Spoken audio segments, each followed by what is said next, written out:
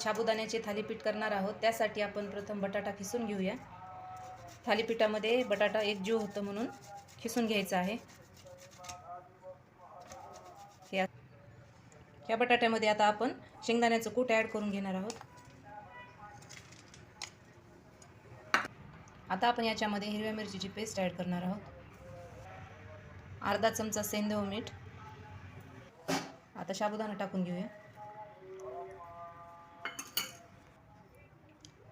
हे आता थालीपीठाचं आपण हे मिक्स करून घेऊया बॅटर।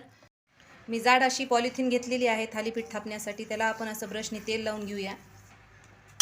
नंतर आपल्याला हा असा छोटासा उंडा घ्यायचा आहे, त्याच्यावरती ठेवायचा आणि या दुसऱ्याही पॉलिथिनला मी असंच तेल लावून घेतलेलं आहे ब्रशने। ते याच्यावरती ठेवायचं आणि हाताने असं थापून घ्यायचं, आता हाताला चिटकत नाही पीठ। हे थालीपीठ असं आपण थापून घ्यायचं आहे सगळ्या बाजूनी। मीडियम असं थापून घ्यायचं आहे, जास्ती पातळ नाही बनवायचं। हे थालीपीठ थोडंसं जाडसरच थापून घ्यायचं, नाहीतर टाकते वेळेस मोडतं। हे मी असं घेतलेलं आहे आणि ह्या तव्याला पण थोडंसं तेल लावलेलं आहे, त्याच्यावरती हे असं थालीपीठ टाकून घ्यायचं। गॅसची फ्लेम थोडीशी मोठी करायची। आता याला आपण उलटण्याने पलटून घेऊया। हे थालीपीठ मी दोन्ही साईडने छान असे भाजून घेतलेले आहेत। आता आपले हे थालीपीठ खाण्यासाठी तयार आहे।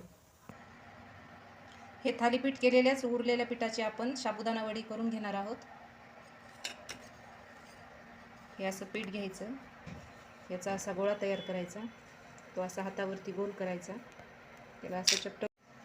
हे आपण आता थालीपीठ केलेलंच उरलेलं पीठ आहे, त्याचेच आपण आता साबुदाणा वडे तयार करून घेणार आहोत।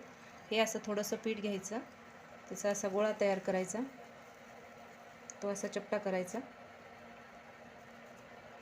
तो असा तयार करून हा वडा तयार झालेला आहे। ही वडी आता आपण तळून घेऊया तेलामध्ये।